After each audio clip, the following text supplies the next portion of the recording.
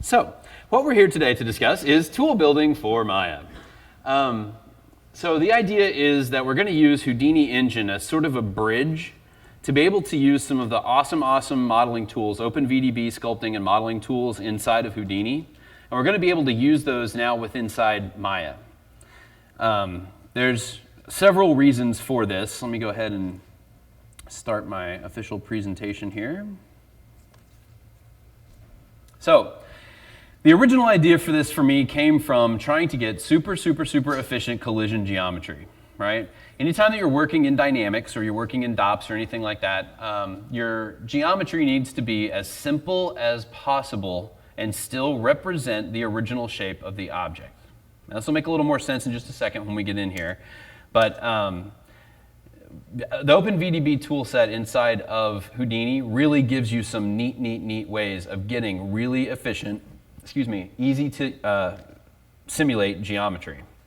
So let's take a look at exactly how that's done. Then we'll talk about the next step, which is moving that capability over into Maya. But let's do the setup real quick of how we're going to make that super efficient collision geometry. So I've got this car, and this is the car that I want to be able to use to crash into windows or oceans or other cars or whatever it might be. Doesn't matter, just a kind of complex piece of geometry. I can middle click on this piece of geometry and get some information about it. So I'm going to go ahead and middle click here and check out this very the second to the top section. It tells me that I have 217,625 points that I'm going to need to calculate inside of DOPS. Each one of those points having some kind of velocity, some kind of data inside your simulation. Super slow with that complex of a piece of geometry.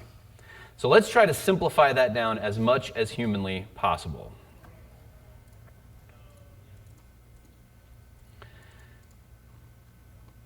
Okay, one sec. We're there. There we go.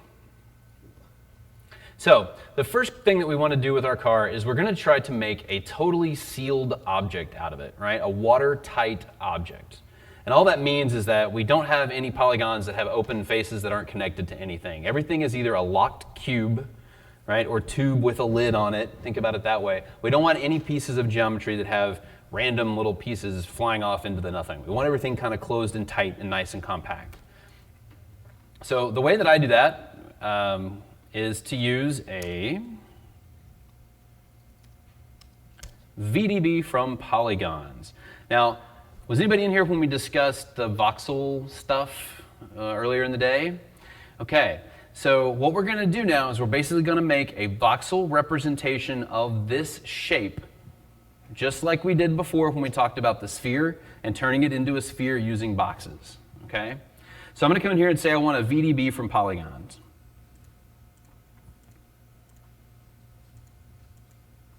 We're going to give it just a second to kind of calculate, and boom, Houdini gives me right off the bat this shape. Now, this kind of weird looking geometry stuff here is just the way that Houdini represents those voxels inside of the viewport. But this is actually now a VDB, or a open VDB, which basically just means volume. It's a big, very efficient volume. There's a lot of information about open VDBs if you want to read that on Wikipedia, good lord.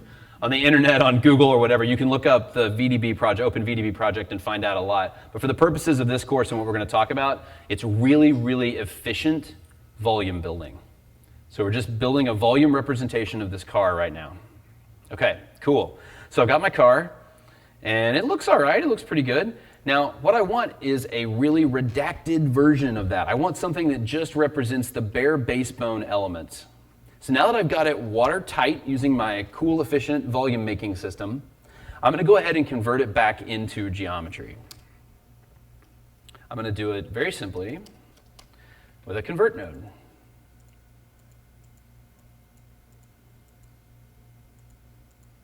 Now this will turn it back into geometry, but you might say, man, that's just crazy. There's even more points than there were before. You're a crazy man. What are you thinking?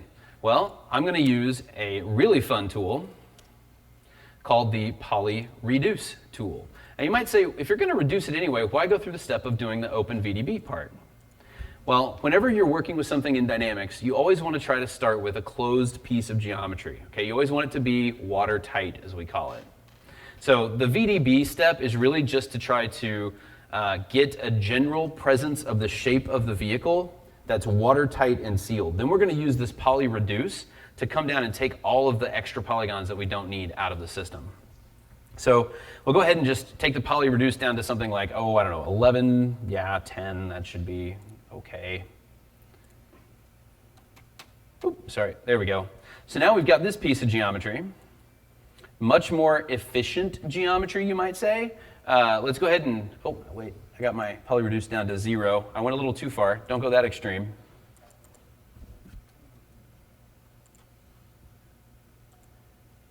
Unless you want to lose your job. All right, here we go. Let's try 1%. The great 1%ers. Now, the other part of how this model works and how this geometry has been converted and why we have such heavy poly count afterwards has to do with the resolution of the voxel grid when we actually turn that car into VDBs, okay, or voxels, if you will, or volumes, if you will. And that's easily adjustable here with this voxel size. And this should be kind of familiar again if you were here for the first parts or you understand how voxels work. All we're doing is kind of defining the detail of that volume that outlines that car. So if I want to make it bigger, I can easily just come up here and say, okay, let's try a 0.2. Now I'm using bigger voxels, so I'm going to have less resolution in the actual shape of the car, and then I'm going to convert that back down into points, and then I can look at my point count.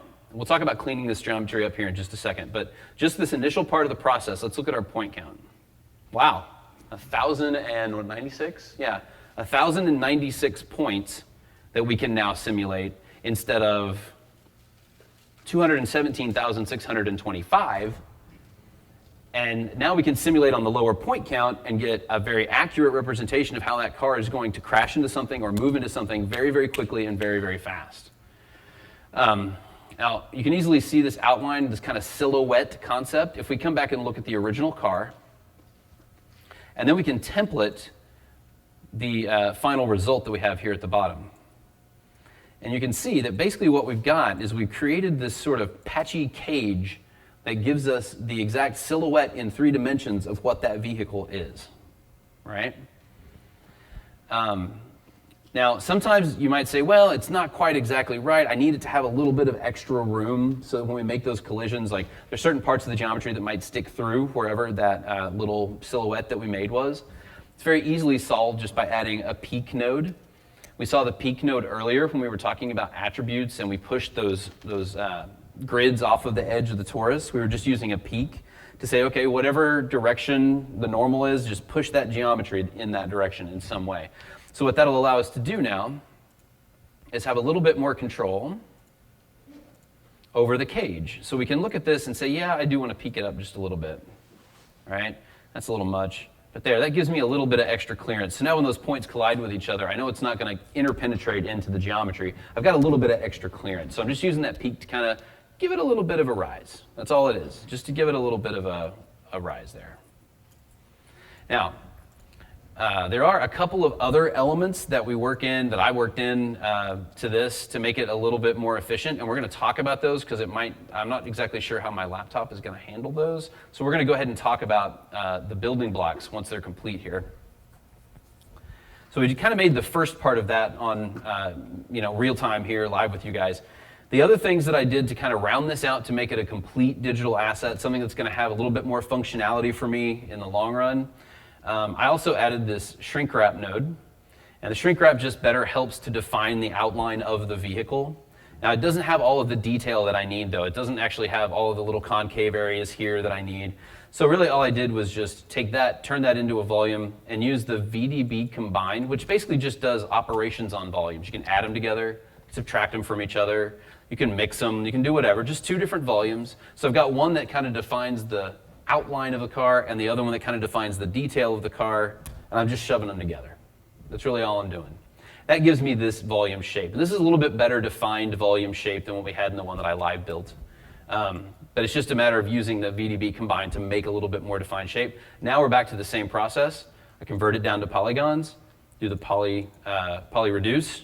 That gets me my lower poly count. I added the peak node, so now I have the ability to sort of offset that shape if I want just a little bit, one way or the other. And then this reverse, we can talk about that in just a second. We'll just leave that out for now. So basically what that allows me to do is, let's see where we're at now. 2,861 points is where I end up with this version of this asset. Well, that's not quite right for me. Let's come back into the poly reduce and let's turn that down a little bit more so we can get a little fewer points. And I don't know, maybe somewhere I want this voxel size to be a little bit different. That'll give me a little bit different result. There's all these different places I have to dive around through my network to find these key parameters that are making the biggest impact on what this asset is supposed to be doing. Well, I don't want to do that. I want to actually make those parameters really easy for the user to access. I don't want somebody digging around through all these networks, having to understand all the individual parameters so that they can get a good, clean, fast result. So what we can do is actually build a digital asset out of that. And all that means is that we're going to take all those nodes and we're going to put them in a box. And on the outside of that box, I'm going to put some knobs. And when I turn these knobs, I want you to do stuff inside the box. Okay? That's really all it is. That's the whole entire concept. So, well, I wouldn't say whole entire. You can do a lot more than that. That's the basic concepts. That's the basic concept. So, come on, laptop, you can do it.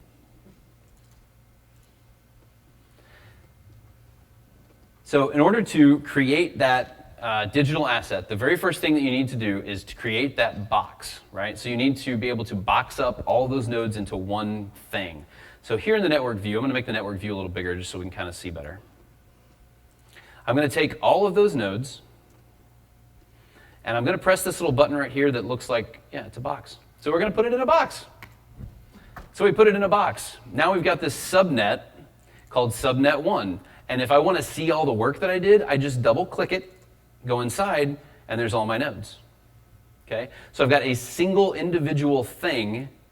On that thing, I have these inputs. Inputs 1, 2, 3, 4. That's fine. That represents these different inputs here of different pieces of geometry or whatever that you can run into that subnet. Okay? Now, where does that go? Well, once I'm inside, that's this little guy, subnetwork input. This little subnetwork input is this line right here. It is this wire. It is this input. So whatever you're plugging into it, for us it's the car. It's our concept car that we saw before. We're taking that concept car, we're plugging it inside this box. We're doing a bunch of really cool stuff to it. When we come outside of the box, we have a result. I put a null, which is a nothing node down there just to represent the final work of that subnet. If we go back and look at it now, and my computer speeds up, then we have our car, our finalized car. And all that's happening inside this, well, one quote-unquote node. Okay? Now we have the ability to make parameters of our own. We know that. We saw that in the last course. We can go through and we can actually change this interface and create our own parameters. Well, you don't just necessarily have to create them. You can use parameters from inside your subnet and bring them up to the top surface. So on that node, you're only seeing the key parameters. You're not having to dig around. And here's how that kind of works. I'm going to clean up this part of the interface just right off the bat. Actually, hang on. Before we get much further than that, what we need to do is actually take our box and make it a digital asset. We need to save it out to disk, make it a digital asset, save it out to disk, and say, we're going to use this digital asset either in another Houdini scene somewhere or in that other thing, which we'll talk about, or Unity, or Unreal, or something else. I want to take this cool thing that I've made, this tool for making efficient geometry, and save it off to disk. Okay? Very easy to do. We're just going to grab our subnet that we made, our box that we created, come up to the Assets menu and say, New Digital Asset from Selection. And I get this node, or I'm sorry, this interface, this dialog, and it says, yeah, what do you want to call this thing? Right now it's calling it Moncrief _ PS subnet 1, and I don't like that. Let's call it something different. Let's call it the coolgeo. So this is how we're going to make cool geometry. Okay, we're going to call our digital asset coolgeo, and here's a path for it. Right here it says this is where you're going to save this out to disk.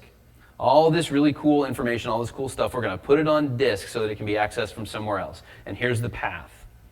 So I'm going to change that path here just so I know exactly where to find it. Doesn't really matter where you put it. I'm going to come inside here, presentations, day 4. There was my old school test that I did when preparing the course. There's one version of it, but we're going to call this one coolgeo. And we say, yep, that's the path where I want it, and I'm going to go ahead and accept it. And as soon as I do, I get this cool interface. Now, at first you're like, well, that looks like nothing I've seen before, and now you have to teach me this whole new thing, and it's not really. Really what you've got here is the parameters interface that we saw before in the previous course. Okay? What this is allowing us to do is to grab stuff from inside of that box that we made and just saved out to disk and bring them up to the surface so that the user only sees those very particular controls. Okay? So for instance, just like before, we added a float, and we used that float to drive the width of the bridge. Well, you'll notice here on these 3 different areas that you can pull from is by type. If you want to make one of your own, like the float, like we did, you can drag that over. You can also go over here in from nodes. Okay? That's from the nodes that are inside the box we just made. So now I can drag anything I want up to the surface. Really super cool. Let's dive inside there. And I know that my peak distance, right, that's how far that cage is pushed off from the original geometry to give us a little bit of buffer. That's something I'm probably going to want to change from time to time. And I don't want to dig around and find the peak node each time, so let's just drag that thing up there. Boop, boop. And what's something else that we did? Oh, the poly reduce. How reduced do we want that polygon, that final polygon collision geometry to be? Do I want to take a ton of polys out of it or just a few, right? So we want to be able to adjust that. So here's our poly reduce. And what we want to be able to keep here is the percentage of polygons that we want to keep. And I'll show you exactly where that is just so you know what I'm referencing and what I'm pulling. I don't want it to be all cryptic and stuffs. So that's this poly reduce right here. And it's the percentage of polygons that we're going to keep on the original model. Right now it's at 6.3, make it 5. You can see it changed the geometry a little bit. Okay, I don't want to dig in here to get to that. If I need to know exactly what it's called, though, I can hover over it, just like we saw in the last class, and I get this little pop-up that'll tell me exactly what it is that I'm searching for in the from nodes area. So I know right there I'm looking for percentage out of my poly reduce. Well, when I come over here to my interface to build my interface, there it is. There's my poly reduce node. I dive down to it, and there's the keep percentage. I know that's the one that I want, so let's go ahead and drag that up. All right? So for right now, let's just keep those 2. We'll keep it simple and just keep it on those 2. So I'm going to apply that, and we'll go ahead and accept it. We'll jump back up here. We'll look at our car. So here's this subnet 1. I'm going to go ahead and just pop that out of the line. We'll ignore it. That's what we used to build with, right? That's what we built all of our cool GeoMaker with. And now I want to be able to use that GeoMaker somewhere, or coolgeo somewhere in our line. All I have to do is search for coolgeo, because that's what I called it. I hit tab to get my little flyout menu and type in COOL, boom, there's coolgeo. I click the button, lay it down, drag it in line, and I'm doing it. You're using it. There it is. And the only 2 things that you have to worry about is the offset distance and the percentage of geometry that you want to keep. Pull my focus back here to the actual geometry, and you can see it. It's doing the exact same thing as this one that we used to build it with. But I've saved it off to disk. I built it in this one area, saved it off to disk. Now I can just call it up anytime I want and get just those nodes, just those key features that I want to play with up to where I can play with them. I'm a tool builder. I've just become a tool builder. I no longer have to worry about, like, it's basically, like, if you think about it in a pipeline type situation, you have a bunch of guys that are using Houdini that might not be that advanced with Houdini. You can take almost any advanced topic structure, whatever, inside of Houdini and build a digital asset out of it. And then hand it off to a series of people that are using Houdini and say, great, I got these 400 shots and I need to get good collision geometry out of these 400 shots for these 20 cars, and I need somebody to do it and do it quick. Cool. I build it once, I hand it to you guys with desktops, and you get after it. You're doing it. You're shelling them out. You're getting efficient geometry with 2 sliders and 1 plugin, and I just had to build a tool that took me a few minutes to build. So it's one way of, like, making your pipelines a little bit more efficient, and that's just within doing it within Houdini. That's kind of neat. Here's where it gets super neat. Houdini Engine lets you do all of that exact same stuff in other software packages using Houdini's tools and Houdini's backend. So I'm going to go ahead and we'll fire this up inside of that thing. I'll be nice. We'll put it up in Maya. Let me open up my Maya scene here.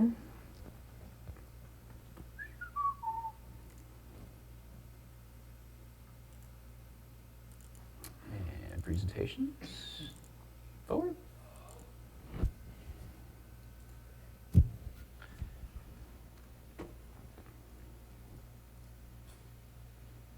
All right, so here we are, and boy, look at that, I didn't even hit spacebar.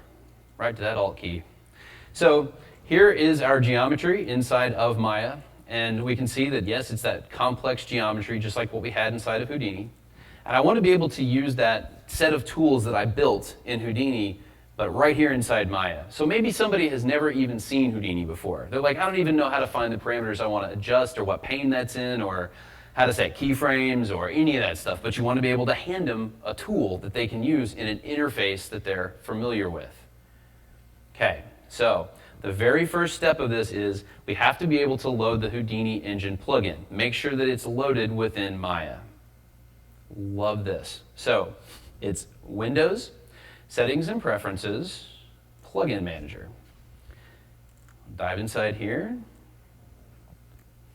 And here's Houdini Engine listed in the plugins list. And I'll show you the install. We can look at the install for this too. It's now built in. It's a piece of cake. If you already have Maya, Maya installed, whenever you install Houdini, it's a checkbox.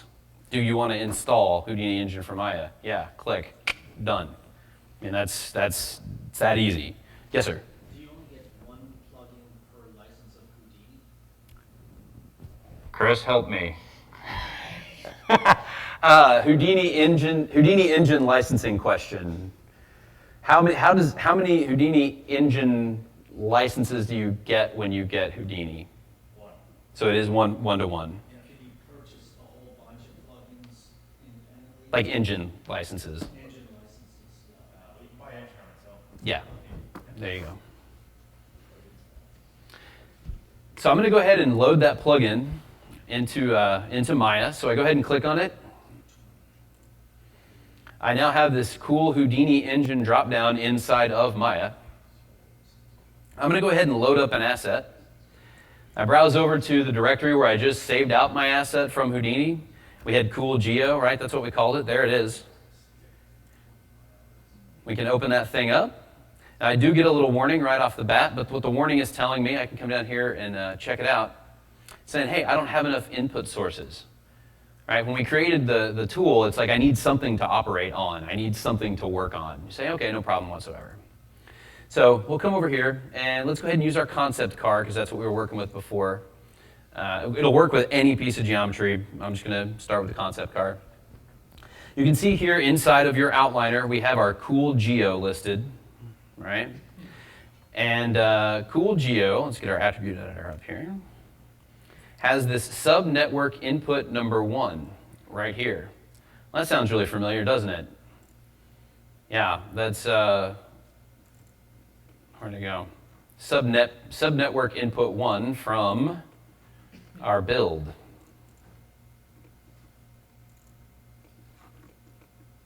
Doop, right there. Okay, so we're back over here in Maya. How do we populate that thing? I want to get my car in there and see what it can do. All you need to do is to grab one and shift select the other. Oh, I did it backwards. And set to selection, right? So I've got the car selected. I set it to the selection. Houdini runs through, does its thing, and there's my tweaked geo. Now, we talked about earlier, I think when I was going through this, I showed you guys this, and I took that little reverse node that was down there, and I said, we'll talk about that later. Don't worry about the reverse node. For some reason, the geometry gets flipped when it comes into Maya. So the normals, I'm not sure exactly what's going on with that. Like, I would have to talk to somebody that's way smarter than me on Houdini Engine as to exactly why that happens. But what it does is it gives me an opportunity to show you how to tweak these assets. Okay, so I looked at it as an advantage. But here's the deal. Now that we've got this operating, we have our controls. We can look over at our distance for our peak. We can adjust that, right? We're able to peak that geometry any way we want. And I can come into my keep and I can say, oh, I want a little bit denser mesh. I can keep more. All I'm doing is adjusting that poly reduce that's hidden and buried inside of that digital asset that you will never see the guts of inside of Maya. It's a tool that I built that I'm now using in Maya. But man, I do want to make a change. The geometry's coming in and it looks a little goofy. This was kind of a test run. I want to be able to make those adjustments. Okay, cool, no problem. Let's go ahead. We'll grab that cool geo maker right here that we have inside of our outliner. I can come to, oh wait, rephrase, back that up. I need to make the change first. I got ahead of myself there a little bit. So here we are back in Houdini. And here's our coolgeo node. So now we're back in our tool building software. Okay, think about it that way. So we're back in our tool building software, and I want to be able to edit that tool that we just made. If I right click on it, I can come down to allow editing of contents. First thing you have to do, we're going to unlock that asset that's on disk, and we're going to say, I'm going to make this live now. I'm going to make some changes to it. So I'm going to, in the interface of Houdini, I'm going to make some changes. After I make those changes, then I'm going to save it back out to disk and lock it back. So all we did was just say, okay, I need to unlock it so I can edit it. Boom, now we can edit it. No problem. We'll jump back in here. And let's go ahead and add that reverse back. So I'm adding a node. It could be any node. It could be any node that does anything. It could be any complex set of changes that you want to make. Anything you want to do to it. So we jump back out. I've made a change. I've added a node into my coolgeo. I go to right click and I come down to save node type.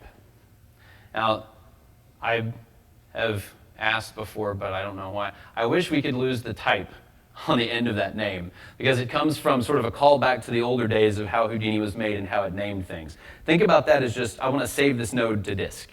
Okay? That's the simple way of what we're thinking here. I want to save the node back to disk.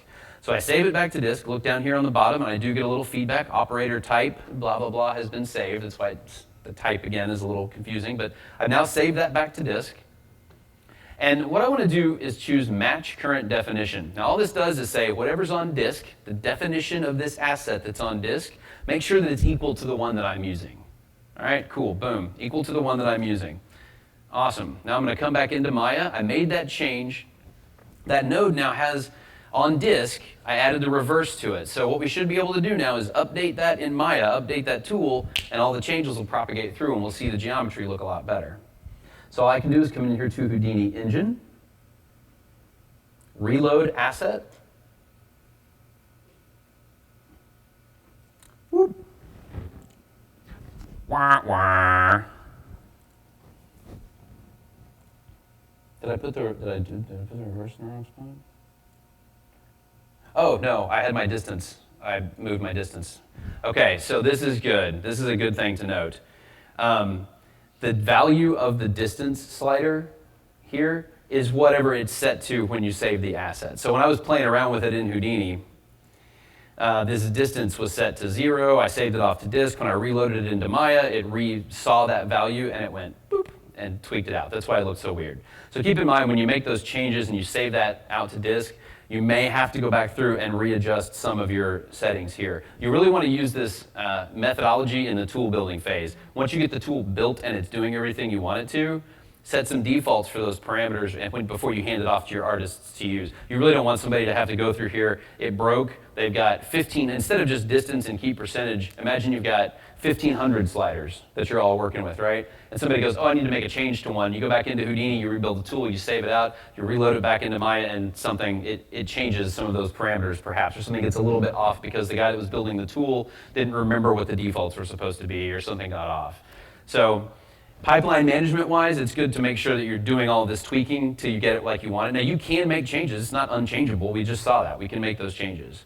But to keep it locked down in a very solid way of doing it, just make the changes first, make sure it works before you hand it off. That's just smart pipeline thinking. Yes, sir? If someone's work, like, let's say there was a whole bunch of controls there, an artist sets them all up exactly how they want, and then you realize you need to change it in Houdini, will that update the Maya user's file of all the changes that they had made in Maya? It might. I don't really know exactly on that pipeline. Maybe somebody else can, but I'll tell you what the solution for that would be. You have the ability, if I remember correctly here, to set a preset in Maya. So if you get all of your nodes, like instead of just distance and peak, again, we're saying we got 40 of them out there, right? We can go ahead and save out a preset. We can save that out and call it, I like it. We'll save that attribute preset. Now, we could make a change to this or freak this out, do whatever we want to with it, right? And we have the ability to load that preset back.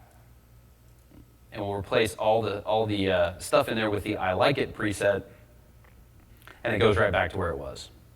So if you do find something that you have a very complex setup and you have a lot of sliders and it's working really great, man, save that out as a preset before you jump back into Houdini, edit the asset, resave over it, all that stuff, then you bring it back and it's messed up, preset. Everything's back where it was, right? Except for maybe the new nodes that you added in the new controls, they won't have presets, but the other stuff pop back like it was when you had your preset. And you can set, you can animate those sliders. Oh yeah, man. Heck yeah, we can. I gotta remember how to do that. Oh yeah, here we go. So I can set a key, and I can move a position, and we'll move a value, and we'll set a key. Did I do it right? I did, yeah. So any of that stuff can be animated or adjusted or changed. Okay, that's kind of the cool part. And I thought that would take a lot longer. We only got to 4:34, so you guys might get a little bit of a reprieve. I'm definitely opening it up for questions and stuff, but that's kind of just the demo. That's what I wanted to show, is how you can really easily make tools in Houdini and bring them over to Maya. So yeah. I'm sorry? Oh, it's not, no, I'm just looking at the 34 part. Yeah, I'm on Oklahoma time, so I don't know exactly what time it is. I have no clue. Is it 2 something? 2:34. The 34 part is right, I know that. So I know I meant for this to go about 45 or so, and I only went 34, so I got a little bit of extra time, sorry. Yes? You took 1.5 hours. I did, oh God, yeah, right, I've been talking for the last 2 hours. Guy's like, no, you're good, just keep going, man. I don't have to do my bit. No, you're good. Yes, sir, somebody, who had the question? Yes, sir. Oh, yeah, will do. Will do. So let's see here. Let's go into the regular old help. Contents. Of course, all of this stuff is also available on the website. If you just go to Side Effects website and come over to support, they have the documentation. All this documentation here is the exact same as what it is in the interface. I mean, it's just easily searchable from here.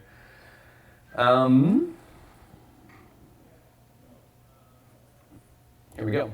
Expression functions. This is the reference for expression functions. This, like, we used, what, bounding box earlier? It was B-box, so we could find where the bounding box or the edge of the bridge was. All we need to do to be able to find those is search for them here, and it'll filter out the list. So if there's something, once you get a little more familiar with them, you're like, man, I need to use a channel reference with copy-paste, but I want it to show up as something different. Maybe there's something like it.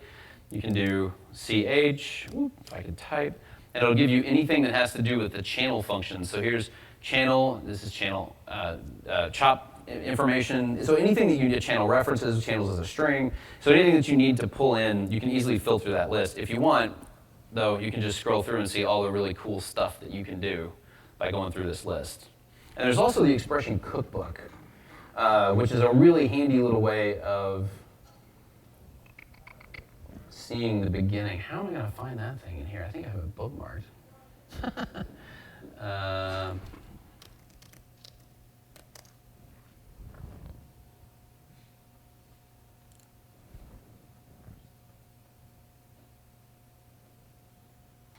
Oh, there's a Vex cookbook. That's not what I was looking for. Oh, there it is. Yeah. So the expression cookbook basically is a good place to start when you start playing around with expressions and channels. Like, hey, what would this do if I used a channel to do that? But you don't want to have to figure out every single bit of your own code to figure out what it wants to do. Copy paste stuff out of here. This expression cookbook is full of different expressions that you can use. Random primitive numbers. All right, what is that going to do? I don't know. Let's find out. Let's copy it, paste it into Houdini on something, and see what it does. So we'll grab a color.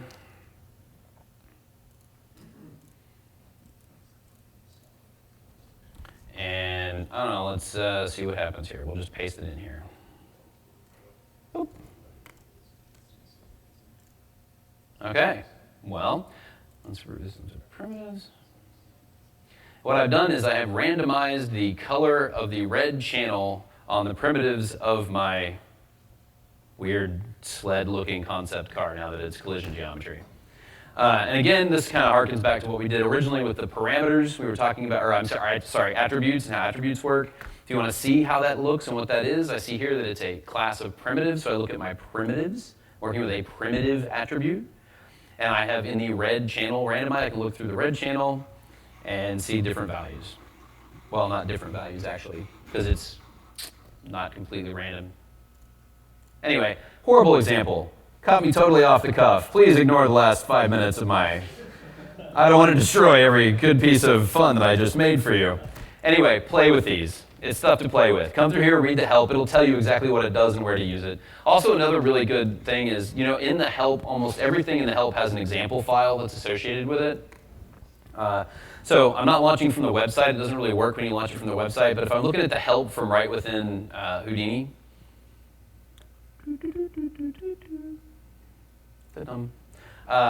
there's a whole list of the example files that are available. But I can pick any particular topic. Like, let's look inside the character stuff. We'll look at the auto rigging tools.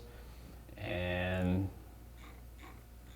you watch. I found one that doesn't have an example file. Ain't that crazy? Just figures. All right, let's do this a little bit different way here. Yeah, let's use the color stop, for instance. So we're at the color stop here. I want to find the help for the color stop and how to use it. I can just click on this one little icon here. It'll bring up the color stop specifically in the help for you directly, so you don't have to search for anything. And then, whoop, there it was. Scroll on down. Or not too far. Did I not just see examples of the... I know there are example files for the color stop.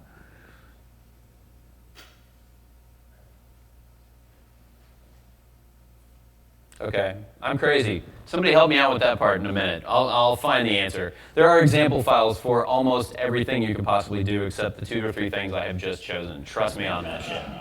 That is not a friggin' lie. There are a lot of example files and they are awesome. And I did not show them off very well. Incorporate, I'm sorry, say that again? Normal maps. Normal maps, sure.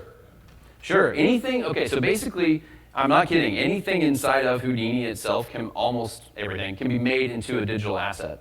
So if you're working with normals, if you're working with adjusting normals and normal maps, any kind of map, texture map, whatever you want, you can actually bury those inside of your digital asset and they'll flow over to your other pieces of software as well. So that bridge thing you made in the last class, all those features could be in 100%. How much time do I have?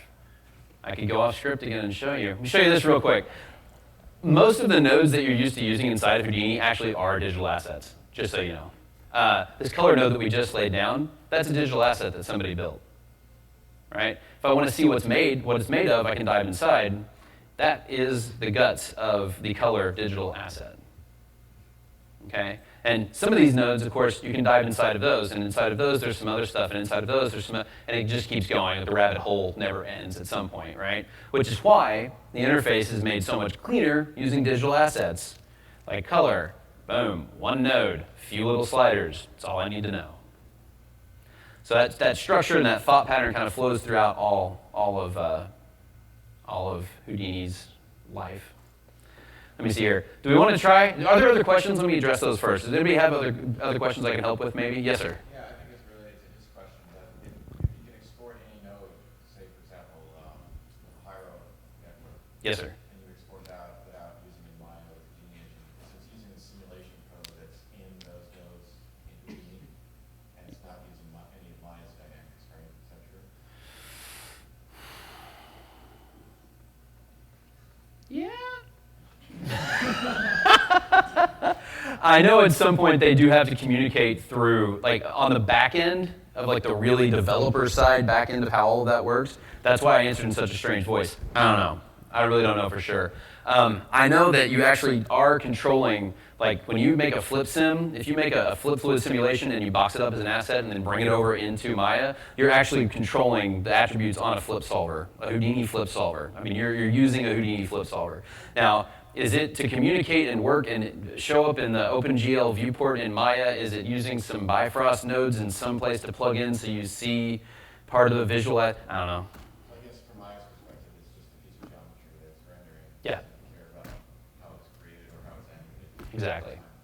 Exactly. Again, it's like if you really, from like a pipeline tool building perspective, if you want to get into the code behind it, I'll have to refer you to somebody else, but I can. And we know those people, and I can very easily get you in touch with them to ask those important questions. Yeah. Are there other questions? Let's try to get the bridge into Maya. You want to in the last like 6 minutes here? All right, let's do it. Let's see what happens. Don't crucify me if it doesn't work. All right. Intro to procedural modeling. I'm going to start with a fresh Maya scene, so we don't have anything left over here. We'll just go with a new scene. We won't save. Ugh, get out of my face. So let's make sure we've got our bridge here. Yep, there's our procedural bridge. We'll dive inside.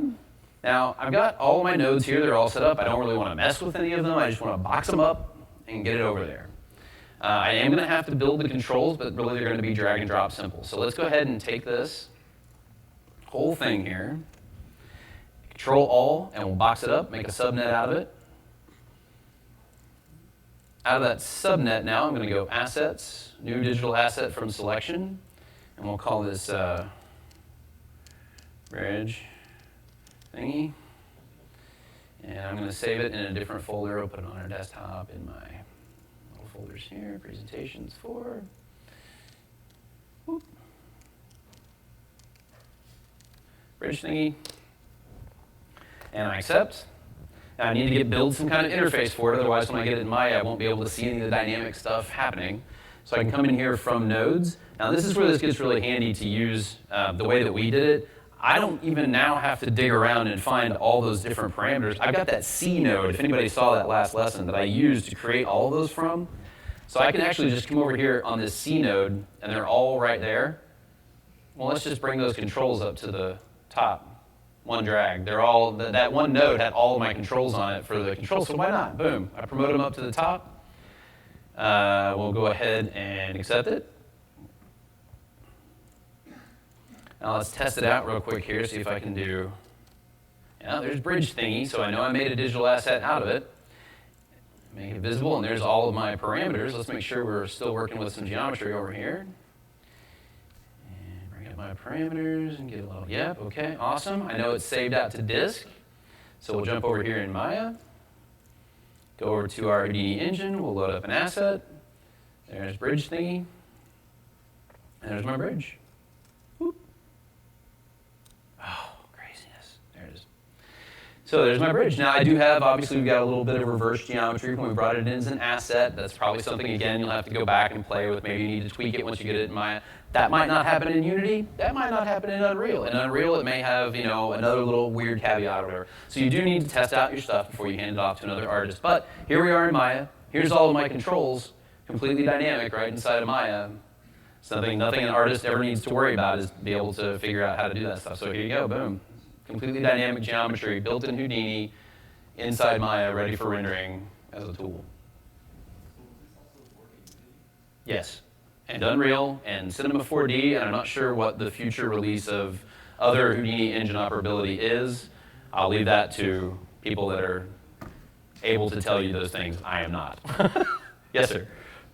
Can you reference that into a scene instead of just import it? Or is it already referenced as a reference? Yeah, I mean, you're just pulling the geometry from disk, right? You're pulling the geometry out of the digital asset, basically, right? I mean, if you wanted to, I'm sure you could come through. This is just now just a piece of Maya geometry. If you want to make a reference of it, yeah, you can reference it. Yeah, it's neat. It's really neat. Yes, sir.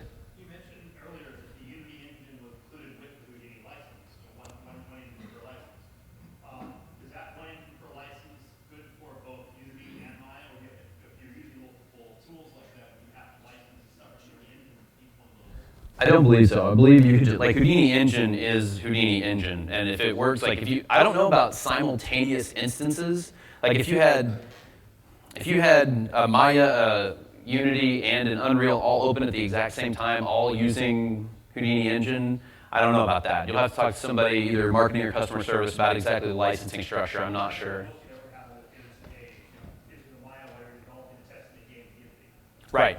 Now, as far as that, you do not need to purchase a separate license. If you buy a license and you say, I want to use it in Maya, you don't have to buy another one to use it in Unity.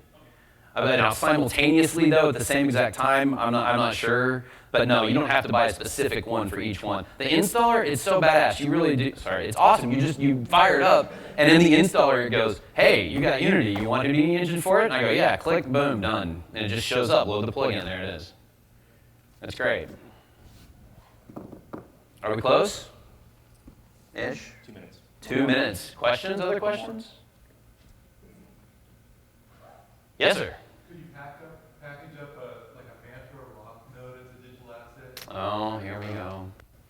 Right at file. I don't know. Again, I'm going to have to say I could put you in touch with somebody that would know. I've never tried to render. You want to be able to render Maya geometry in Mantra? Yes. Yeah, use Houdini. Take your geometry and export it out of Maya as an Alembic, bring it into Houdini and render it in Mantra. I'm not sure, man. I mean, that's a smart-ass answer. I don't mean to be. Honestly, I'm not sure exactly on that rendering workflow, how those assets package up and what it can access as far as being able to render in Mantra out of Maya. That sounds... I have not heard of such a thing to this point. Do you know Kai? But yeah. There's one thing you can do is you can write Houdini geometry from within a digital asset that's running in Maya. So You can export a BGEO or... very easy way to write VGOs, and then you can render that in Houdini. There you go. If you write Houdini native geometry, that's pretty close. Yeah. Cool. Other questions? Who wants free stuff? Yay! Let's give something away. And thank you guys. I hope you enjoy. I hope it's helpful. Go home, try Houdini Engine, try and plug it into your favorite thing, and it's so fun. You'll find tool building is the funnest thing in the world once you... That's not a word, is it? Funnest? Anyway, it's awesome, and you'll love it. It's so great once you know that you can hand it off to a Maya artist, and they don't have to worry about it. So here we go. Great work today, John. So, just want to Yeah, thanks.